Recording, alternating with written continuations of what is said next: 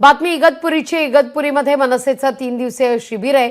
आज राज ठाकरे पुन्हा एकदा पदाधिकाऱ्यांना मार्गदर्शन करते। ठाकरेंच्या शिवसेनेसोबतच्या युती संदर्भात मतं घेतली जाणार आहेत असं म्हटलं जात आहे। मनसेचे नेते पदाधिकारी शिबिराला उपस्थित राहतील।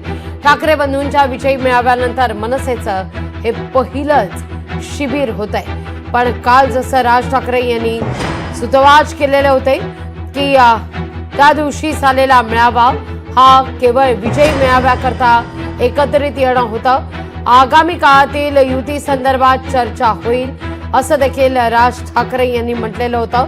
त्यामुळे या ठाकरे गटाच्या आणि मनसेच्या युती संदर्भातल्या या सगळ्या चर्चेवर इगतपुरीतल्या या बैठकीत या शिबिरात विचारमंथन होण्याची शक्यता नाकारता येत नाही।